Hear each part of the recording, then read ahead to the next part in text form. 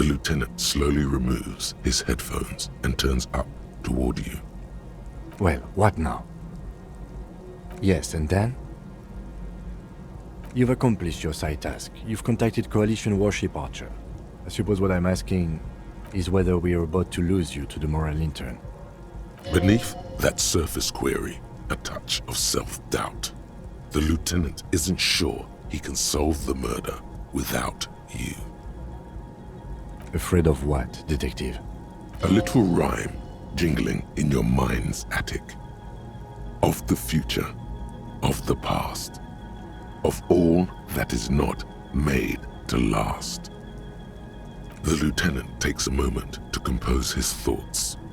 I don't know your history, detective, but I can say with great certainty that whatever you're running from won't disappear simply because you've abandoned your former life. Because the thing you're running from is inside you, detective. The lieutenant's final words are nearly swallowed by the roar of the aerostatic's main rotors.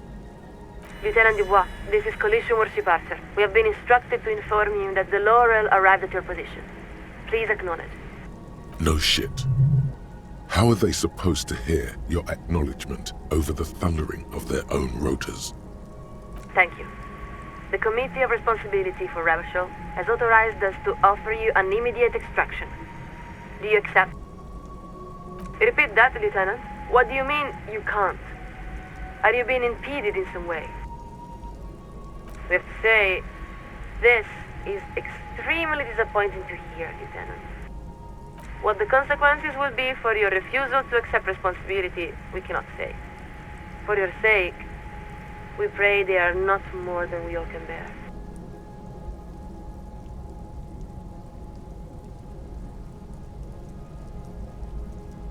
And now, we are updating our frequencies.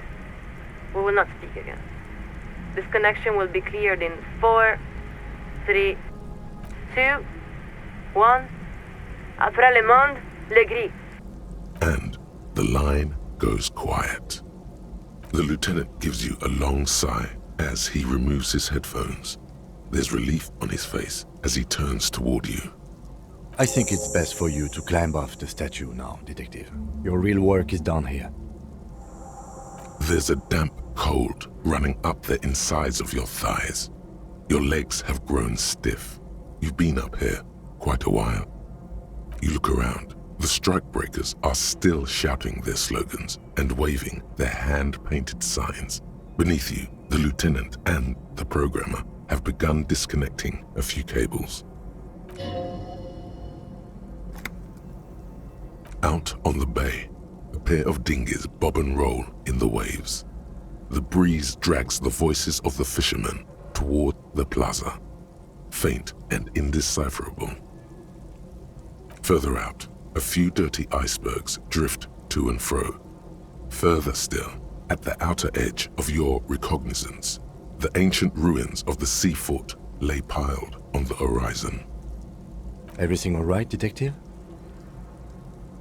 Listen, I understand that you're disappointed that things did not turn out how you might have hoped.